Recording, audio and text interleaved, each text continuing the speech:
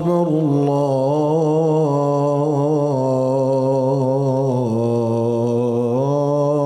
الله أكبر الله أكبر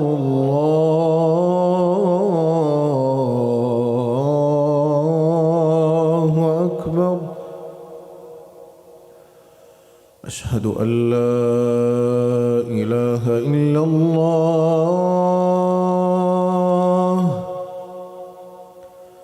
أشهد أن لا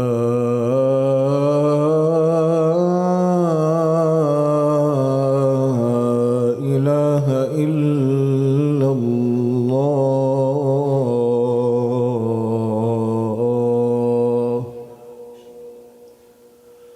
أشهد أن محمدًا رسول الله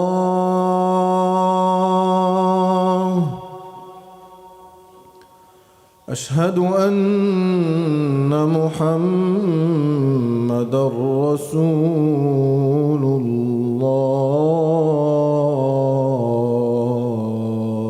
الله حي على الصلاة حي على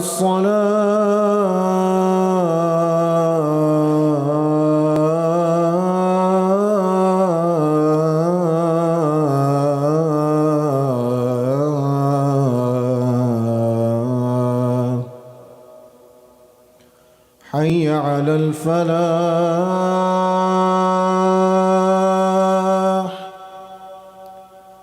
حي على الفلاح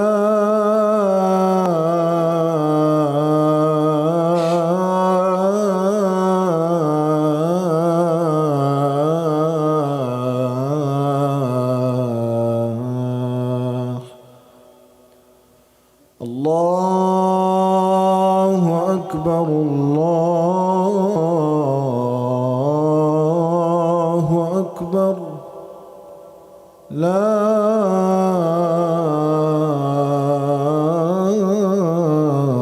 إله إلا الله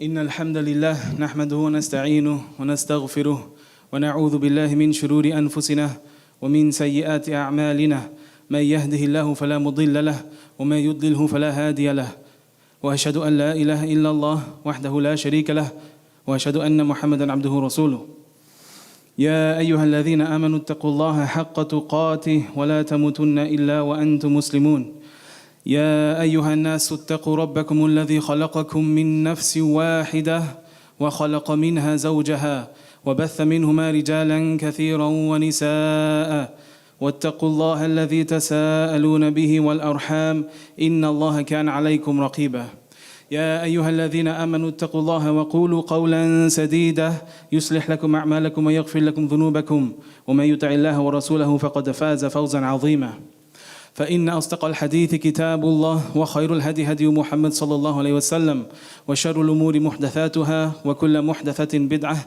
وكل بدعة ضلالة وكل ضلالة في النار أما بعد. Once again, assalamu alaikum wa rahmatullahi wa barakatuh. Allah subhanahu wa ta'ala says in the Quran, Bismillah ar-Rahman ar-Rahim, Inna anzalnahu fi laylatil qadr وما أدراك ما ليلة القدر ليلة القدر خير من 1000 شهر تنزل الملائكة والروح فيها بإذن ربهم من كل أمر سلام هي حتى مطلع الفجر ربي اشرح لي صدري ويسر لي أمري واحلل عقدة من لساني يفقهوا قولي. My brothers and sisters, today I wanted to talk about a few things and kind of get our mind and our hearts into the mode and the feelings of Laylatul Qadr so that we can act upon what is, inshallah, maybe coming tonight, maybe coming in the next few days.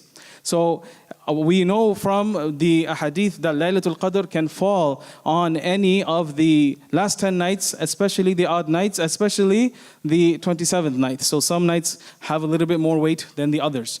So today I wanted to talk about a few things in order to get our mindset for tonight, inshallah, and the upcoming nights.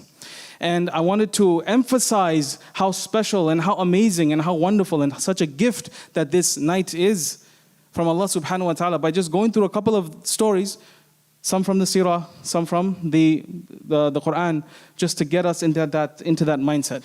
So I want to start off with one of the stories of the companions of the Prophet Muhammad sallallahu alaihi wasallam, and I'm going to keep them quick because there's an essential theme throughout all of this that I want to highlight. This is the reason why we're going through a few of the stories and not just one. There's a theme that's kind of behind the scenes there that we need to appreciate, and when we do, our hearts are going to feel so happy and our hearts are going to love Allah subhanahu wa ta'ala more. It's not possible to understand this theme and not feel that. So that feeling should inshallah be present in our salat tonight, inshallah, and the upcoming nights, inshallah. Well, this first story is about one of the companions, Jabir ibn Abdullah. Now, his father went with the Prophet ﷺ and the other Muslims in the Battle of Uhud. And his father had a dream, and he interpreted that dream as he was going to pass away in the battle. He was going to become a martyr. So he told his son not to fight in that battle because he had daughters that needed to be taken care of, and he had debt that had to be paid off. So when the battle was over and the news of the people that have passed have arrived to the people of Medina, when they found out about the death of his father, the family started to cry and weep. And the Prophet Muhammad ﷺ, he consoled them. He said, why are you weeping? For I saw the angels hovering and covering him with their wings until he was moved to be buried. And this is such a happy statement from the Prophet Muhammad ﷺ about one's father. But Jabir, he was still unhappy, he was sad, right? He lost his father. And the Prophet ﷺ saw this in his face and saw that he's still sad and there's still a burden on him. So the Prophet Muhammad ﷺ asked him, he said, why are you so sad? And he told him, Ya Rasulullah, my father, he passed away. He became a martyr in the Battle of Uhud.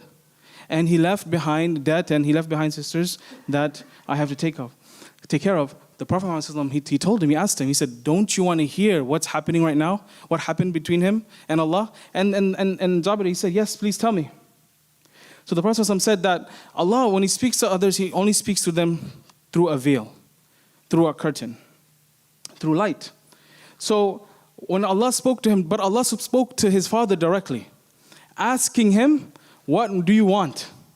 And the father of Jabir ibn Abdullah, he said, I want to be alive again. Give me life again so that I can die in your path again. Allahu Akbar. Then Allah subhanahu wa ta'ala tells him, no, I have already decreed that this will not happen. And then his father asks, then tell them about the news. Tell them about what's happening. So then Allah subhanahu wa ta'ala revealed this ayah. He says, وَلَا تَحْسَبَنَّ الَّذِينَ قُتِلُوا فِي سَبِيلِ اللَّهِ بَلْ أَحْيَاءُ فِي سَبِيلِ اللَّهِ أَمْوَاتٌ بَلْ أَحْيَاءُ بَلْ أَحْيَاءُ عِنْدَ رَبِّهِمْ يُرْزَقُونَ. He said, Allah subhanahu wa ta'ala, Prophet is telling us this ayah was revealed on behalf of his father. And not just his father, but the other people that have passed away in the Battle of Uhud, the other shaheed. And Allah's telling us that don't think that the people who have passed away in the path of Allah as dead.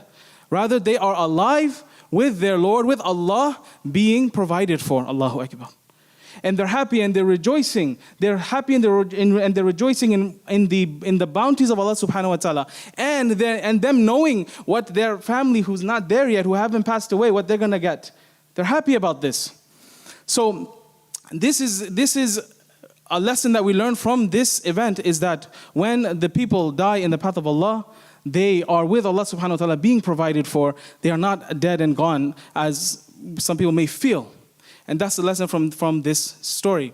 But there is something in it that is even more interesting behind the scenes that I want to see if you can link up this story with the next and Laylatul Qadr, inshallah. I hope I can do a good job in helping you see this.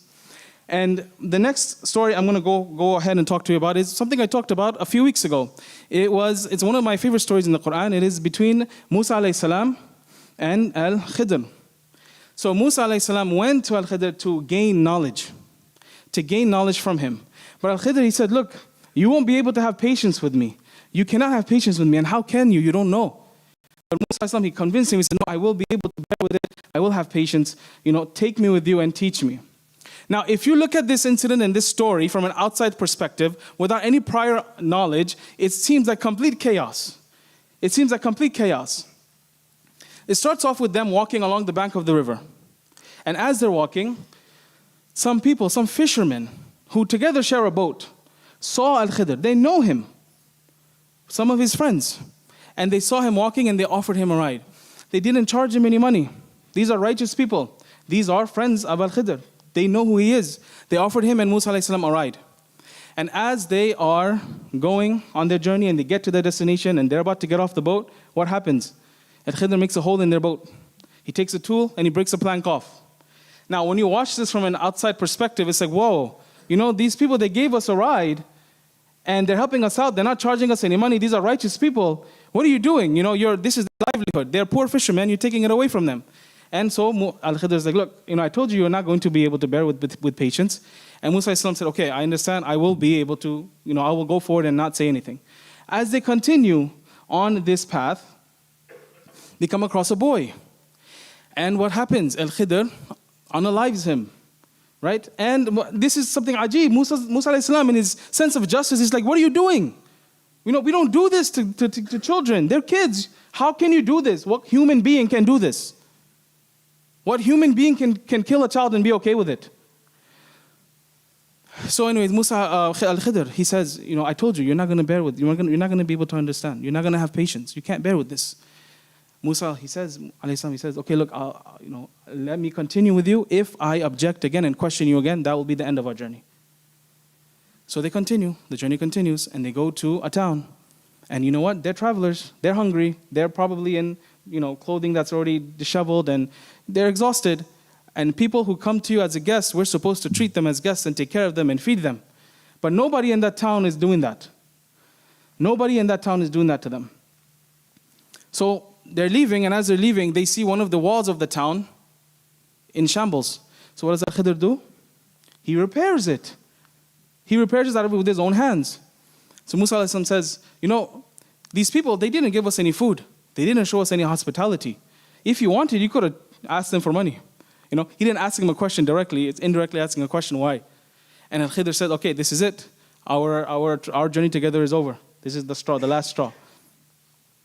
So now Al-Khidr explains to Musa a.s. And he says, the boat that was owned by the poor fishermen, there was a king coming who was going to confiscate it and put it as part of his own army. And had the king done that, these people would not have had any ways of food or sustenance or any ways of making money. They would have been destroyed. That little hole that he put in that ship or boat made it unusable, but temporarily. If they fixed it, as a matter of fact, they would be the only boat in that area who's able to fish. Now they're rich. They go from poor to rich. As for the boy, right?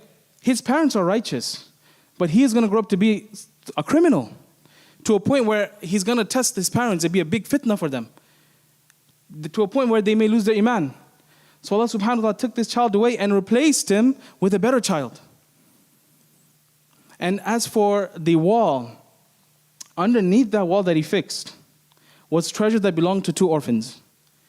And he was commanded to fix that wall. So when the orphans grew up, they will be able to get that wealth that belonged to them. It was their father's. Their father was righteous.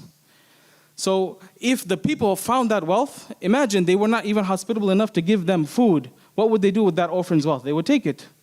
They would take the orphan's wealth and the orphans would not have anything.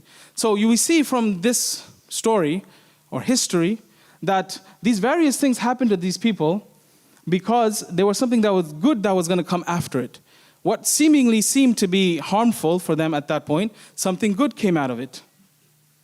For all of them. And the next thing I want to talk about, the next event that happened, and there's more. Look, every time you read a story in the Quran, you can see this theme flowing. I just picked a few that I liked. That's the only reason why I'm saying this today. But you can go to tonight, open up the Quran, open up the Mus'haf, and read through it and see it, and this theme is going to pop up, over and over in our entire lives, and everything that we do. So in this final one for today, this is the story of Maryam alayhi salam. Now we know that she was a pious, chaste woman, right? And Allah subhanahu wa ta'ala sent Jibreel alayhi salam to her to give her the news of a child. And she was chaste, but she had the child. Why? Because it was Allah's will. Kun fayakun. So when the pain of childbearing or childbirth was hurting her, what did she say? She said, I wish I had died and I was a thing long forgotten, that nobody ever knew about me. But Jibreel alayhi salam, he called out, he said, look, no, there's a spring, there's a stream now by your feet. And this palm tree, pull it towards you and ripe dates will fall. And eat and drink and put your heart at ease. And if people approach you regarding this, tell them that you have taken a vow of silence for Ar-Rahman. So when she finally went to the people of the town and they saw her, they started to accuse her. They said, this is a horrible thing. And then she made a pointing to the baby. And they said, how can we talk to a baby, an infant in the cradle? And that's when Isa alayhi salam, he spoke as a baby, as an infant in the cradle. Right? He said, I am the servant of Allah. I am the servant of Allah, and that Allah has decreed that I will have the scripture and I will be a prophet. And wherever I go, I will be blessed. And that I will not be disobedient to my mom, nor I will cause her to have a grief. And he says, then peace be upon me, the day I was born, the day I will die, and the day I will be resurrected again. Allah subhanahu wa ta'ala says, that is Isa, son of Maryam. Allah. So now the question what I asked in the beginning of the khutbah, and for brevity I had to really, really shorten these stories. The question is, what is that theme that I keep talking about that runs through this? What is the theme that I keep talking about that runs through whatever stories you come across? This same theme, as a matter of fact, runs through everything that we do in Islam. The same theme runs through our ibadah, our worship, the things that Allah subhanahu wa ta'ala had prohibited for us, and the things that He had made permissible, and the things that He made obligatory. That theme runs through all of this. And the theme is such a beautiful thing. It's very hard for me to summarize it into words. But here's the thing. Let's examine these stories so that maybe we can extract it. Maybe you can feel it. In each of these stories, we can take some apparent lessons from them. But behind it all was who? It was Allah subhanahu wa ta'ala. And we see in these stories and whatever you read and whatever we do that, a person may ask for something from Allah. And they may get it. But sometimes Allah subhanahu wa ta'ala, and actually often, Allah subhanahu wa ta'ala is giving a person when they don't even know they need it. When they don't even know that they need to ask for it. When they don't even know they can ask for it. Look at let's start with Jabir ibn Abdullah. Did he ask about what his father was doing? Did he ask about what his situation was right now? But Allah subhanahu wa ta'ala made it an ayah in the Quran. Something that the whole Muslim world needs. We need it today. When we read it, it gives us hope. Did we know that we would need this? But Allah subhanahu wa ta'ala knows. He has this, His generosity, His love and His nature. He's giving us these things before we even ask. This is Allah subhanahu wa ta'ala. As for the story of Musa and Al-Khidr and those three events that occurred, every single one of those people that seemingly harm that occurred to them, they were all righteous. Did the fishermen know that there was going to be somebody that's going to take away their ship? They didn't know. Did the fishermen know that after they fix their ship, they will be able to, get more than they used to get, more fish and more wealth? They didn't know. Who knew? Allah subhanahu wa ta'ala knew. And who's taking care of them? Allah subhanahu wa ta'ala is taking care of them. They didn't ask. Before they made dua for it, Allah's taking care of them already. The child, his parents, they were righteous. They were righteous. They didn't deserve to go through the fitna that child would have put them through. And Allah knows best what happens when a child passes away. They go to Jannah. And Allah gave them a better child. They didn't know. They didn't ask. Allah's giving it to them, giving them. They are righteous people. As for the orphans, the same exact thing. These orphans, they don't know. But Allah knows, Allah's watching, Allah sees. And Allah's taking care of them. Same thing with Maryam alayhi salam. What does she say? She's in pain. She's focused on the pain. She's hoping that the pain wouldn't be there. But what? Jibreel alayhi salam is there. Right? He's there from who? The command of Allah to console her. And to tell her, look, there's food here, there's water here. And do this when you meet the people. Don't answer them. Let the baby speak. And Allah subhanahu wa ta'ala causes Isa alayhi salam to speak for her, to defend her. Do you think that she could have gotten away with these people that kill prophets? Imagine, they kill prophets and the person comes now, they're accusing her of being unchaste. So Allah subhanahu wa ta'ala knows that this is what she needed. Their baby had to speak in her defense. Right? So similarly, everything that we do, everything that Allah has made obligatory upon us, everything Allah subhanahu wa ta'ala has told us to stay away from, we need it. We don't know it. Allah subhanahu wa ta'ala knows. He's taking care of us. He's taking care of the believers. And this is where I come to Laylatul Qadr. Did you ever ask Allah to get a night like this? When you were in your mom's womb, or when you were taken out of the back of Adam alayhi salam, did you ask Allah for this night? Did I ask? Did any of us ask this from Allah subhanahu wa ta'ala? Or did it come to us from Him, out of His mercy, His love, His generosity, His kindness? This is who Allah subhanahu wa ta'ala is. And He gives us a very detailed explanation of this night. He gives it its own surah. Something that's short and sweet that we all can memorize. Right? Allah subhanahu wa ta'ala says about this night. He says about this night that this is the night of decree. And this is the decree of Allah subhanahu wa ta'ala. That He knows and He's giving it to the angels so that they can take it and fulfill His commands. And then He asks, what will make you know what the night of power is, or Laylatul Qadr? What is it? Right? He gives an explanation. It is better than 1,000 months. What does that mean?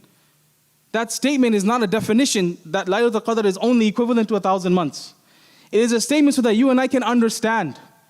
It's like a rhetorical statement that it is such weighty in value. It's more than you can imagine. That 1,000 months that's been mentioned is so that we can have some grasp of it. Essentially, it's a statement that's saying it's better than our lifetime. And He continues to explain how important this night is by saying that the angels are going to come down and the ruh. Saying angels is enough, it's sufficient. But He mentions the ruh. Who's the ruh? Jibreel alayhi salam. Think about when the last time Jibreel alayhi salam came down to the earth that was not Laylatul Qadr. That was when the Prophet Muhammad sallallahu alaihi wasallam was still alive. So he has no reason to come. He doesn't come to this earth until Allah tells him to. And he comes on the night, Laylatul Qadr, the night of power. Imagine Jibreel, him with his 600 wings that cover the horizons. And a description of gems and pearls and rubies dripping from his wings. He and the angels, they're all coming. Why? Salam. To spread salam. For every single believer. The Muslims. And this beautiful, beautiful night only given to the Muslims. Nobody else. This is Allah subhanahu wa ta'ala knowing that we need something like this. Because it makes us closer to Him. It increases our good deeds. It removes our bad deeds. It makes it that much easier to gain Jannah. This is something Allah subhanahu wa ta'ala knows that we need. And these angels, imagine you're praying at nighttime and the angels are here in the masjid and it's giving you salam. Or you're praying at home and the angels are there giving you salam. SubhanAllah, you can't see them. If you did, you'd go crazy. There'll be so many. But this is from Allah subhanahu wa ta'ala, a gift to the Muslims. So tonight is the 27th night. And one of the strongest evidences of what night that Laylatul Qadr will fall on is the 27th night. So it's not over, right? It's so easy to feel, I'm so tired. I prayed Tahajjud, I prayed Fajr, I did this, I did that, I want to sleep. Tonight I might just fall asleep an extra hour and not wake up until Fajr. Don't let that happen. And it's not just tonight, tomorrow, the night after, all the way until Ramadan is finished. Any of these nights can be Laylatul Qadr. This is a gift Allah subhanahu wa ta'ala has given us. We need to appreciate it. We need to take advantage of it. So much is happening here. This is something that we need. I ask Allah subhanahu wa ta'ala to allow us to see and find Laylatul Qadr and give us the rewards of it. Allahumma ameen. أقول قولي هذا واستغفر الله لي ولكم ولسائر المسلمين فاستغفره إنه هو الغفور الرحيم.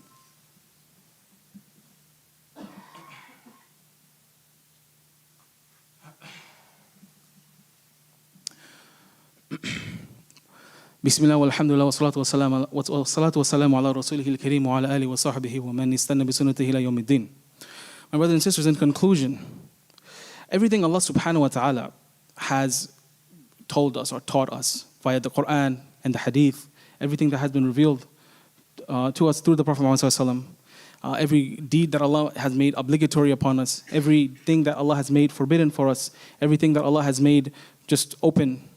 Every single thing, Allah subhanahu wa ta'ala has catered it for us. He is our creator. He knows what we need. So when we are standing in salah, when we are doing ibadah, when we are giving the zakah, or when we are staying away from things that He has told us to stay away from, do it with the understanding that this is good for me. This is what I need. And the night that's gonna, inshallah, come tonight, or the night coming, or maybe it has already passed. Allah knows best. We don't know, but we keep striving for it.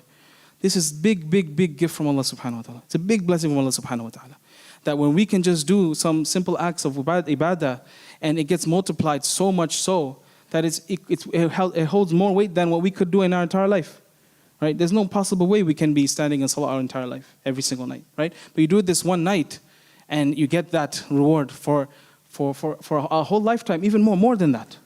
So inshallah, let tonight and the nights coming, let us refocus our energy and our intention and our commitment to worshipping Allah subhanahu wa ta'ala. I ask Allah subhanahu wa ta'ala again to allow us to see and find Laylatul Qadr, and accept our good deeds, and accept our fasting, and accept our salah. Allahumma ameen. ربنا آتنا في الدنيا حسنة وفي الآخرة حسنة وقنا عذاب النار.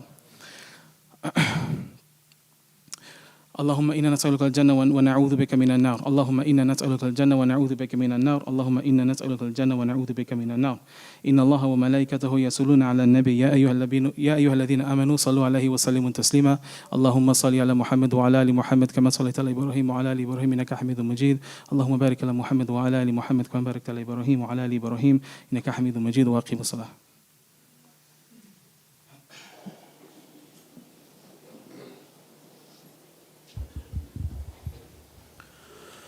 الله أكبر الله أكبر أشهد أن لا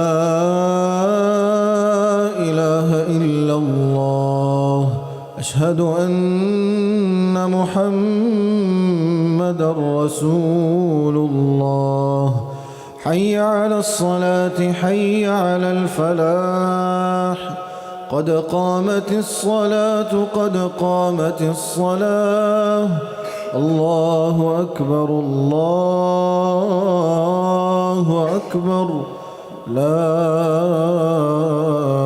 إله إلا الله.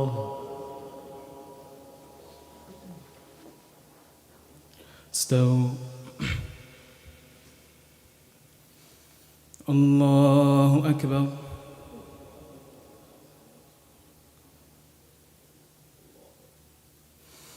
الحمد لله رب العالمين الرحمن الرحيم مالك يوم الدين إياك نعبد وإياك نستعين اهدنا الصراط المستقيم صراط الذين أنعمت عليهم غير المغضوب عليهم ولا الضالين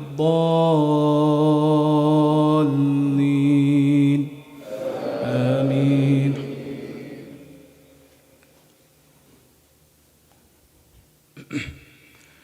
ألف لام ميم ذلك الكتاب لا ريب فيه هدى للمتقين الذين يؤمنون بالغيب ويقيمون الصلاة ومما رزقناهم ينفقون والذين يؤمنون بما أنزل إليك وما أنزل من قبلك وبالآخرة هم يوقنون أولئك على هدى من ربهم وأولئك هم المفلحون إن الذين كفروا سواء عليهم أأنذرتهم أم لم تنذرهم لا يؤمنون ختم الله على قلوبهم وعلى سمعهم وعلى أبصارهم غشاوة ولهم عذاب عظيم. الله أكبر.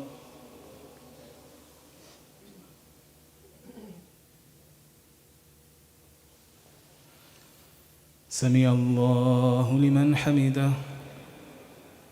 الله أكبر.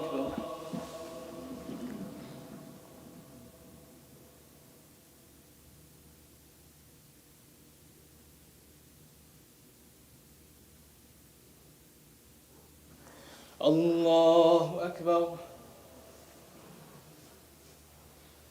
الله أكبر.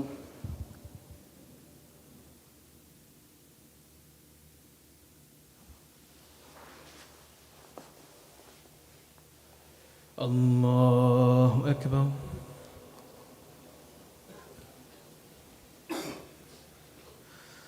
الحمد لله رب العالمين الرحمن الرحيم مالك يوم الدين إياك نعبد وإياك نستعين اهدنا الصراط المستقيم صراط الذين أنعمت عليهم غير المغضوب عليهم ولا الضالين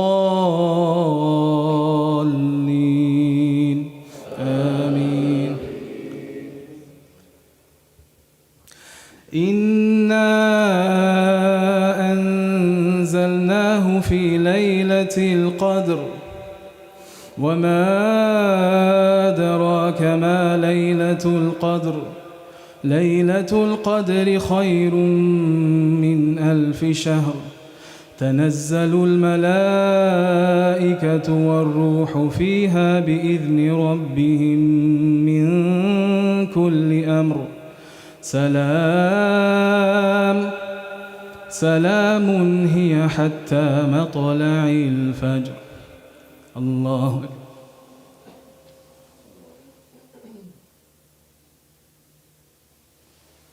سمع الله لمن حمده. الله أكبر.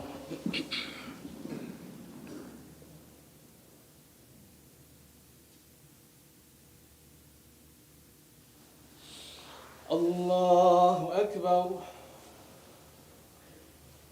الله أكبر.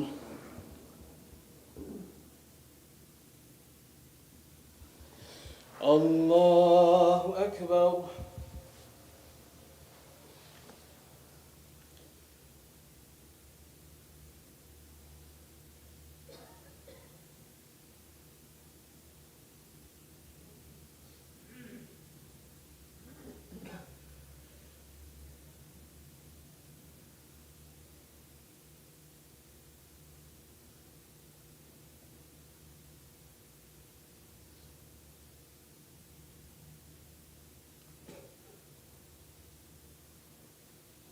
السلام عليكم ورحمة الله. السلام عليكم ورحمة الله.